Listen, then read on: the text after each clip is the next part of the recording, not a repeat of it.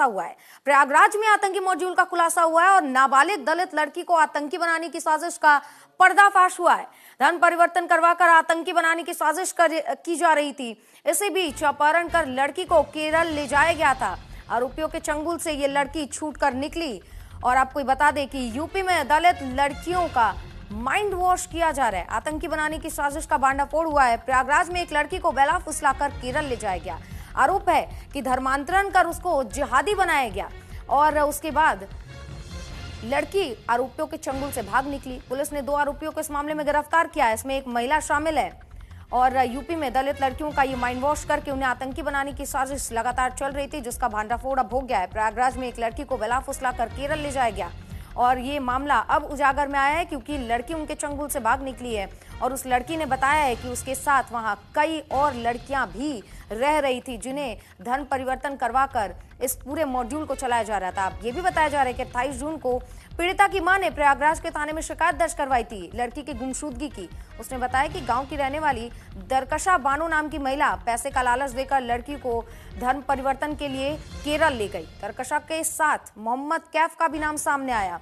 युवक के साथ ही उस लड़की को केरल ले जाया गया और प्रयागराज जंक्शन छोड़ने गया था ये युवक। उसके बाद दरकशा के साथ वो केरल पहुंची और जहां उसका धर्म परिवर्तन करवाया गया और धर्म परिवर्तन के बाद जिहादी बनाने की पूरी कोशिश थी, आतंकी बनाने की पूरी कोशिश थी, लेकिन मौका देखते ही अपनी सूझबूझ के साथ वो लड़की उनके चंगुल से फरार हो गई और फरार होने के बाद आतंकी मॉड्यूल का खुलासा होता हुआ नजर आया।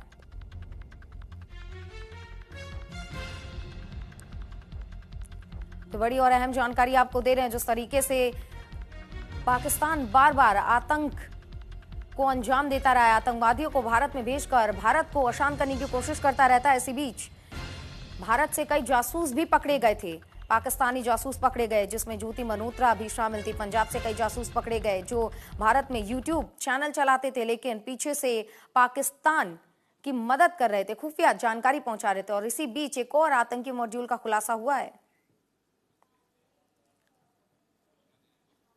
बेलहट की ही रहने वाली दरकशा बानो पुत्री मोहम्मद इस्माइल उम्र 19 वर्ष द्वारा बहला फुसलाकर व पैसों का प्रलोभन देकर उसकी 15 वर्षीय नाबालिग लड़की को धर्म परिवर्तन कराने के उद्देश्य से केरल ले जाया गया तथा इस संबंध में थाना फूलपुर पर सूचना देने पर अज्ञात नंबर से फोन करके गाली गलौज व जान से मारने की धमकी दी।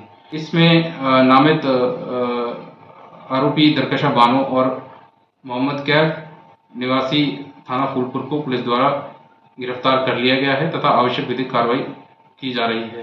प्रथम दृष्टया यह विदित होता है कि आरोपी दरकशा बानो एक संगठित गिरोह के साथ शामिल है जो गरीब एवं दलित लड़कियों को बहला फुसलाकर उनका ब्रेन वॉश करके धर्म परिवर्तन कराकर आतंकवादी देश विरोधी गतिविधियों में लिप्त कराने का कार्य करती है। मेरी सुरक्षा सहेली पड़ोस के रहने वाली है और मैं कोटेदार की बेटी की शादी में गए थे 8 तारीख को। उसके बाद रक्षा मेरी सहेली बोली चलो घूमने। बीच रास्ते में मुझे बताई इस्लाम अच्छा धर्म होता है और सब खराब। उसके बाद यहाँ फूलपुरा कैफ नाम के लड़का मिला, उसके फ़ोन से वो बात की ताज मोहम्मद के पास। वो बोली मैं आ रहा हूँ। फिर उसके बाद कैफ ने स्टेशन पे छोड़ा। उसके बाद फिर मैं लोग टिकट कटाई। उसके बाद फिर ट्रेन में बैठी, मैं रो रही थी। तो रक्षा बोली क्यों रो रही हो, रो मत, मैं जहाँ चल रही हूँ वहाँ पर इस्लाम शिक्षा दी जाती है और पैसा भी दिया जाता है। फिर ताज मोहम्मद से बीच में बात करते गई। उसके बाद पूरा लोकेशन बताते गई। फिर दिल्ली से बिना टिकट के हम लोग केरला गए। केरला से उसके बाद एक घर में लग गई। मुस्लिम लड़के थे ढेर सारे और बड़ी बड़ी दाढ़ियाँ थी और मुझ जैसी दलित लड़कियों को धर्म परिवर्तन कराते थे और जिहाद की ट्रेनिंग देते थे। और जब ये सब मैं सुनी घबरा के भाग आई। हमारी लड़की 8 मई को दावत खाने गई थी कोटेदार की बिटिया के साथ शादी में और वहीं से गायब हो गई 10 बजे रात। हम हेर रहे थे कहाँ गई और दरस्ता के साथ फूलपुर पैदल आई थी और उसके बाद वहीं से गायब हो गई। यहाँ से इलाहाबाद एक लड़का ने पहुँचाया इलाहाबाद तक। उसके बाद इन्हें टिकट कटाया दरस्ता ने। उसके बाद ले गए दिल्ली पहुंच गई। दिल्ली से केरला गई। केरला से हमारे लगे फ़ोन आया था। वो बोली कि अम्मी हमको पकड़ा है, आओ छुड़ा लो। तो आए, हम पुलिस की इतला दिए थे, पुलिस ने छुड़ा के ले आए हमारी लड़की के।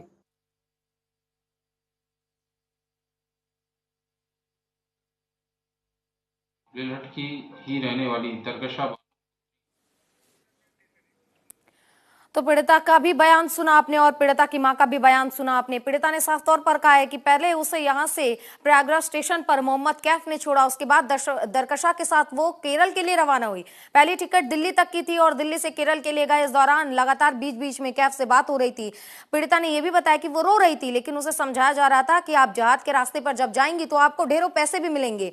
तो धर्म परिवर्तन करवा कर आतंकी बनाने की पूरी साजिश चल रही थी। पीड़िता ने यह भी बताया कि केरल जब वहां पहुंची तो एक घर में रखा गया, वहां पर काफी और भी लोग थे। और ये भी बात निकलकर सामने आ रही है कि बच्ची ने कहीं ना कहीं उसके साथ गलत हरकत की भी बात कही है, लेकिन अब इसकी जांच लगातार जारी है। इसी बीच पीड़िता की मां का भी बयान सामने आता है। पीड़िता की मां ने कहा कि अचानक जब बच्ची गायब हुई तो सभी हरकत में आए और उसके बाद 28 तारीख को पुलिस थाने में रिपोर्ट दर्ज करवाई गई और उसके बाद मौका मिलते जब ये बच्ची वहां से भागी तो केरल पुलिस ने प्रयागराज पुलिस से संपर्क किया। उसके बाद ये इस पूरे मॉड्यूल का खुलासा होता हुआ नजर आ रहा है और इस पूरे मामले पर अब तक सिर्फ 2 की गिरफ्तारी हुई है। लगातार जांच जारी है और जल्द इस पर कई बड़े खुलासे हो सकते हैं।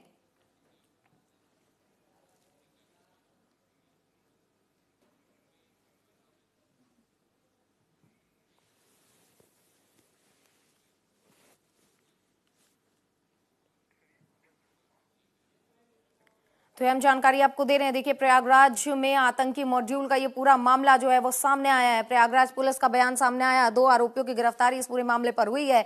अब इनसे पूछताछ लगातार की जा रही है। साथ ही पीड़िता का भी सहारा लिया जाएगा। पुलिस उससे भी पूछताछ करेगी कि कहां उसे रखा गया था, कहां ले जाया गया था, किस किस से मुलाकात हुई थी, कौन कौन था वो जो फोन पर लगातार बातचीत कर रहा था, कैफ के संपर्क में कितने लोग थे, दरकशा के संपर्क में कितने लोग थे, कितने लोगों को उसने देखा, उनकी तफ्तीश की जाएगी। साथ ही जिससे भी लड़की ने देखा होगा, पीड़िता ने जिस जिसको देखा होगा, उन सभी का स्केच भी पुलिस बनवा सकती है और सभी की तलाश अब पुलिस करेगी। प्रयागराज पुलिस को एक बड़ी कामयाबी हाथ लगी है जहां इस मॉड्यूल का खुलासा किया गया है। किस तरीके से ये लड़कियों को टारगेट करते थे, कैसे उन तक पहुंचते थे, क्या कहते थे, किस तरीके से ब्रेन वॉश करते थे, तमाम चीजों का खुलासा अब आगे होता हुआ नजर आएगा। तो एक आपको अहम जानकारी दे रहे हैं जहां प्रयागराज पुलिस को बड़ी जानकारी मिली है। तो इस खबर पर ताजा अपडेट के साथ हमारे सहयोगी अमितेश श्रीवास्तव लखनऊ से हमारे साथ जुड़ गए हैं। अमितेश, क्या कुछ ताजा अपडेट है इस पूरे मामले पर? जिस तरीके से हमने पीड़िता का बयान सुना और पीड़िता की मां ने कहा कि गायब हुई थी बच्ची, थाने में रिपोर्ट दर्ज करवाई थी, उसके बाद से पूरे मामले पर अब खुलासा हुआ है। वहीं पीड़िता ने कहा कि पहले दिल्ली ले जाया गया, उसके बाद वो केरल के लिए निकली। अब तक क्या अपडेट और पुलिस का क्या कुछ कहना?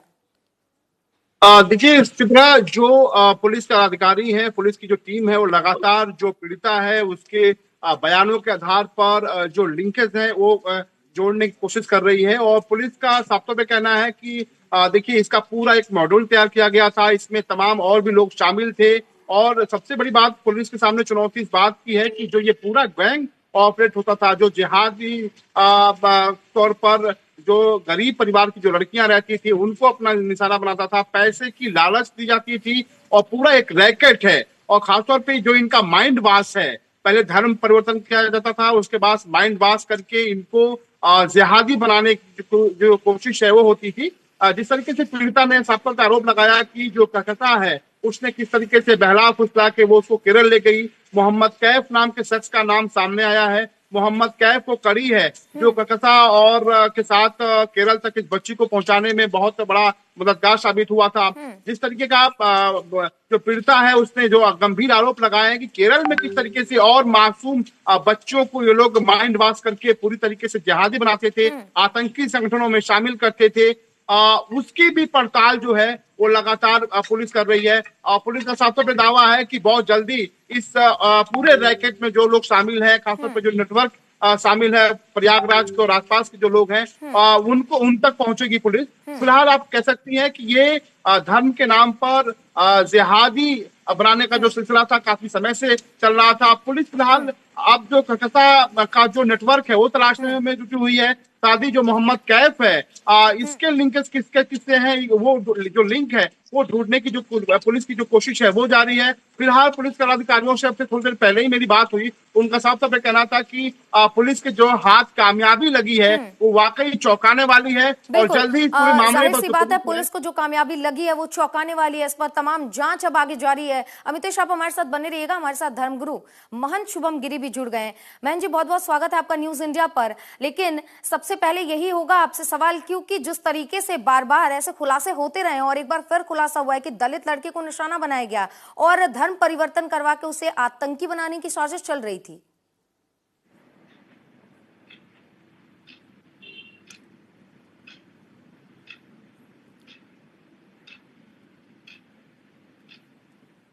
तो महंत शुभम गिरी जी से हम एक बार दोबारा फिर से जुड़ने की कोशिश करेंगे। अमितेश आप हमारे साथ लगातार बने हुए हैं। जिस तरीके से पुलिस ने बताया है कि अब इसमें जांच आगे जारी है और पीड़िता के भी बयान हमने सुने हैं जिसमें यह कहा गया कि केरल में कई ऐसी मासूम बच्चियां मौजूद हैं जिनको जिहादी बनाने की जो कवायद है वो शुरू कर दी गई है, धर्म परिवर्तन करवाया जा रहा है। पुलिस की जांच अब किस तरीके से आगे बढ़ेगी? क्या केरल पुलिस के साथ कनेक्ट किया जाएगा और उसके बाद तमाम जांच आगे बढ़ेगा?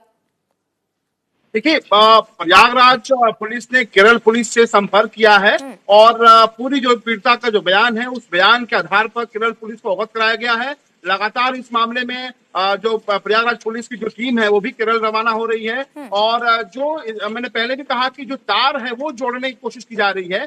पुलिस के अधिकारियों का साफ तौर पर कहना है कि देखिए इसमें सिर्फ ककसा और मोहम्मद कैफ नाम नहीं शामिल है, इसमें तमाम लोगों और भी शामिल है। ठीक है अमितेश आप हमारे साथ बने रहिए। हमारे साथ सुप्रीम कोर्ट की जानी मानी वकील डॉक्टर चारू वली खन्ना जुड़ गई हैं। मैम जिस तरीके से एक और खबर सामने आती है जहां धर्म परिवर्तन करवाया जाता है और धर्म परिवर्तन के बाद जिहादी बनाया जाता है, आतंकी बनाने की साजिश चल रही थी जिसका भांडाफोड़ हुआ है, क्या कहेंगे आप इस पर? ये बहुत ही दुख वाली घटना है और हमें इसे एक चेतावनी देनी चाहिए कि लड़कियां कितनी मासूम होती हैं इस देश में कि किसी ने कुछ भी बोल दिया उनको बहकावे में आ जाए।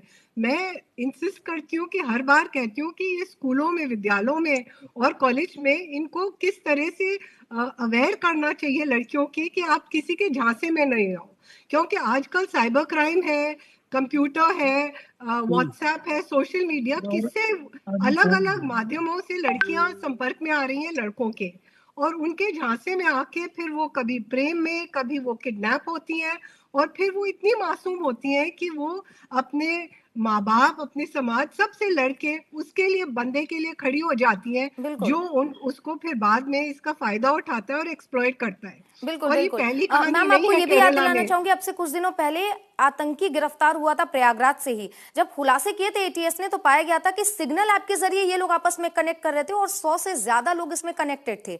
तो जाहिर सी बात है कहीं ना कहीं अब व्हाट्सएप का इस्तेमाल नहीं किया जा रहा, अलग अलग एप्स का इस्तेमाल करके ऐसे लोगों को कनेक्ट करने की कोशिश की जा रही है।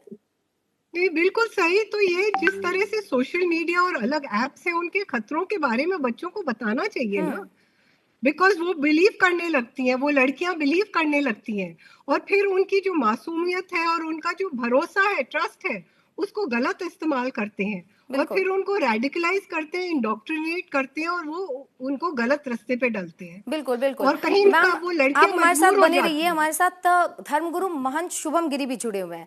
बहुत बहुत स्वागत है महंत जी आपका। सबसे पहले यही सवाल कि एक बार फिर से धर्म परिवर्तन करवा के आतंकी साजिश, आतंकी बनाने की जो लड़कियों को ये साजिश चल रही थी उसका खुलासा हुआ है, पहली प्रतिक्रिया क्या होगी आपकी? देखिए, मैं पहले तो आपको एक कहना चाहता हूँ, जो प्रयागराज है, तीर्थराज प्रयाग है और विश्व का सबसे बड़ा अध्यात्म का जो मेला है, महाकुंभ, यहाँ पर अभी आयोजन हुआ है। अभी कुछ समय ही पहले महाकुंभ समापन हुआ है। फिर हर वर्ष यहाँ पर माघ मेला भी लगता है और 6 वर्ष में अर्धकुंभ और महाकुंभ का आयोजन यहाँ पर होता है और त्रिवेणी संगम है। जिस तरह से दलित लड़की को सोशल मीडिया के माध्यम से आतंकवादी बनाने के लिए केरल लिया जा रहा है, बहुत गलत है। इस तरह से, जिस तरह से सोशल मीडिया में मैंने काफी देखा, मेरी फेसबुक आईडी जब मैं सुबह चलाता हूँ, कभी चेक करता हूँ, तो उसमें कई बार खालिस्तान के लोग भी आ जाते हैं, कई बार पाकिस्तान से भी आ जाते हैं। तो ये सोशल मीडिया जिस तरह से चल रही है, पहले तो भारत सरकार को जिस तरह से गलत गतिविधि वाले इनमें आतंकवादियों के ऊपर बैन लगाना चाहिए। और धर्म परिवर्तन की बात है, बिल्कुल गलत है, सरासर गलत है।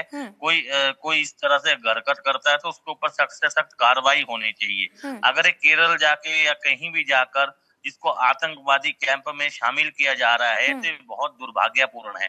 हम कुछ समय पहले जिस तरह से पहलगांव में जो घटना घटी, जात पूछकर, धर्म पूछकर, जिस तरह से जो 26 लोग शहादत अपनी दी, जिनको शहादत दी और जिनकी डेथ हुई, मतलब जिन्होंने अपनी प्राण की आहुति दी, उनका भी बहुत दुखद घटना हुई है। तो इस तरह से भारत सरकार को इस पे कड़ा प्रतिबंध लगाना चाहिए। अगर भारत सरकार इस तरह का प्रतिबंध लगाती है तो हम भारत सरकार के साथ हैं। बिल्कुल ठीक है महन जी, आपका कहना बिल्कुल सही है कि ऐसे लोगों पर कड़ी नजर भी रखनी चाहिए। हमारे साथ लगातार अमितेश भी हमारे संवाददाता बने हुए हैं, उनसे एक ताजा अपडेट ले लेते हैं, उसके बाद आगे बढ़ेंगे। अमितेश, पुलिस का क्या कहना है और इस पूरे मामले पर अभी ताजा अपडेट क्या? देखिए, ताजा अपडेट ये है सुचित्रा की अभी आधा दर्जन से ज्यादा लोगों से प्रयागराज पुलिस इस पूरे मामले में पूछताछ कर रही है। पुलिस का साफ तौर पे कहना है कि ये वो लोग हैं जिन पर शक है, और खासतौर पे जो मोहम्मद कैफ है और जो कहकशा है, जो आरोपी महिला है, उससे इनके कहीं ना कहीं सीधे तौर पे लिंक देखने को मिले हैं। और पुलिस का साफ तौर पे कहना है कि ये लोग ऐसे जो लड़कियां खासतौर पे होती थी, जो परिवार से बहुत वीक होती थी, कमजोर होती थी, उनको सोशल मीडिया पर उनकी एक्टिविटी और तमाम चीजों को बहुत ध्यान और बारीकी से नजर रखते थे। उसके बाद से उन पर जो डोरे डालने का जो काम है वो शुरू होता था। और कहकशा ऐसी कड़ी है जो तमाम इस तरह की जो सॉफ्ट टारगेट अख्तियार करके इन ऐसी बच्चियों पर, जो खासतौर पे दलित समाज की बेटियां हैं, उन पर उनके तमाम चीजों को, धर्म के बारे में बरगला कर उनको तमाम और चीजों को गुमराह कर वो जोड़ने की जो कोशिश है वो करती थी। और खासतौर पर उनको सपने दिखाए जाते थे। जो प्रयागराज पुलिस का साफ तौर पे कहना है कि उनको बड़े सपने दिखाए जाते थे, पैसों की जो लालच है वो दी जाती थी। और आसानी से ऐसी तमाम जो लड़कियां हैं, पुलिस बस इसका कनेक्शन खोजने में लगी हुई है, कनेक्शन खोजने में लगी हुई है। ठीक है अमितेश, आप बने रहिए हमारे साथ डॉक्टर चारू लगातार बनी हुई है। मैम, जिस तरीके से हमने देखा कि पीड़िता की सूझबूझ की वजह से वो उस मौके से भाग आई, लेकिन उन लड़कियों का क्या जिन्हें इतनी समझ नहीं है, जो वहां से भागने में नाकामयाब है? बिल्कुल सही, ये जो आपके संवाददाता ने बोला ये बहुत ही अहम बात है, क्योंकि जो लड़कियों को जो टारगेट कर रहे हैं, जो सॉफ्ट टारगेट कर रहे हैं, वो है जो आर्थिक स्थिति जिनके परिवार की कमजोर है, और विशेषकर क्योंकि ये दलित महिलाएं तो उसको समाज में शायद वो इज्जत नहीं मिलती होगी उसके परिवार को, तो वो दूसरे धर्म से के लड़के से प्रेरित हो गई, या उनके बहन कावे फुसलाने जो भी वो जो गलत बात कहते थे। तो इसमें हमें बहुत सोच समझ के मैम नहीं मैम, क्योंकि मैम इस मामले में मैं सिर्फ ये नहीं देखती कि सिर्फ दलित लड़कियां ही बहलाने फुसलाने में, क्योंकि जब बहलाने फुसलाने की बात आती है तो हमने देखा है कि ब्राह्मण की लड़की हो, चाहे गुप्ता की लड़की हो, चाहे जायसवाल की लड़की हो, बहलाने फुसलाने के मामले में लड़कियां बहुत जल्दी बरगला ली जाती हैं। तो ये मुद्दा मुझे लगता है सिर्फ दलित का ना होकर लड़कियों का ही होना चाहिए, क्योंकि लड़कियों इतना इमोशनल होती हैं लड़कियां कि वो ये नहीं सोचती हैं, वो दिमाग नहीं लगाती कि क्या सही है और क्या गलत, वो बस झांसे में आ जाती हैं, और उसी का नतीजा हम देख रहे हैं आज। नहीं, बिल्कुल सही, इसीलिए मैं कह रही हूँ कि ये जो सॉफ्ट टारगेट जो कह रहे हैं, जिसकी वो सोशल मीडिया प्रोफाइल, ऐसे ही किसी लड़की को नहीं ये टारगेट बनाते, बहुत ये साजिश है, बहुत लोग इसमें इन्वॉल्व है। सब लड़कियों की सोशल मीडिया प्रोफाइल देखते हैं कि कौन भागेगी। जैसे ये लड़की ने हिम्मत दिखाई, बहुत ही काबिले तारीफ है कि वो आ गई झांसे में, पर जब उसको समझ आए कि मैं कहाँ हूँ तो ये भाग के आए। लेकिन बहुत सी लड़कियां घबरा जाती हैं, कमजोर होती हैं, और वो सोचती हैं कि मैं कहाँ जाऊंगी, समाज मेरे को कैसे एक्सेप्ट करेगा, परिवार कैसे एक्सेप्ट। तो ये मुद्दों को भी हमें बहुत सोचना समझना है, और समाज को बहुत एक्सेप्टिंग होना चाहिए लड़कियों को, क्योंकि अगर लड़की के संग कुछ गलत हो रहा है वो दोषी नहीं है, बिल्कुल वो सिर्फ एक विक्टिम है। बिल्कुल बिल्कुल। हमारे साथ धर्मगुरु महंत शुभम गिरी जी भी जुड़े हुए हैं। महंत जी, जिस तरीके से खबरें आती रहती हैं, लगातार खबरें आती हैं कि ब्राह्मण की लड़की को टारगेट कीजिए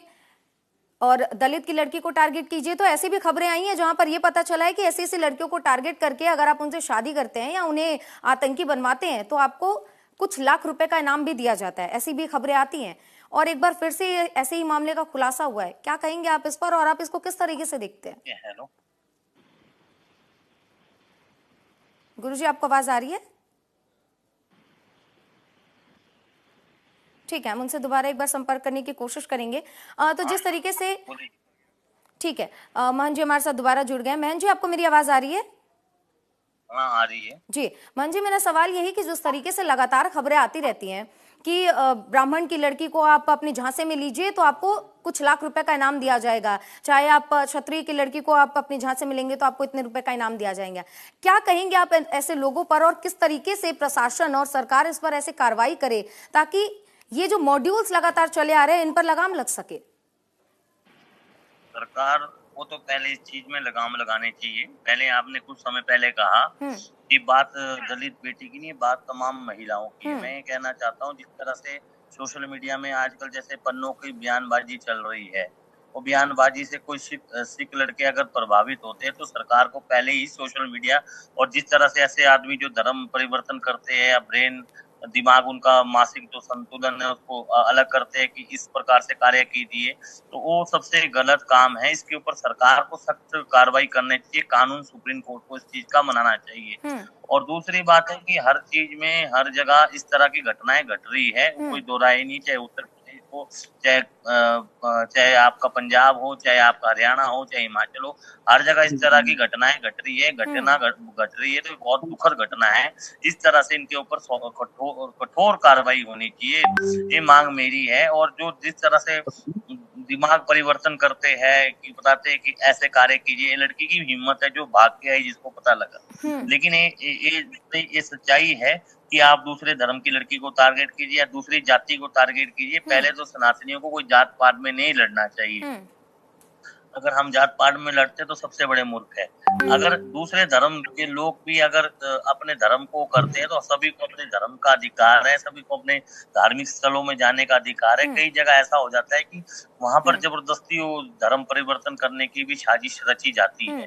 तो भारतवर्ष में तो इस तरह की घटनाएं घटती है, लेकिन सरकार और आम जनता समझती है। लेकिन हम इस तरह से बात कह रहे हैं कि सरकार को इसके ऊपर सख्त से सख्त नियम बनाना चाहिए। जो आगे भी हम परिचर्चा करें तो इस विषय में परिचर्चा न करें। बेटियों का सम्मान सबसे बड़ा सम्मान है और भारतीय संस्कृति कहती है यत्र नारीषु पूजन्ते रमते तत्र देवता।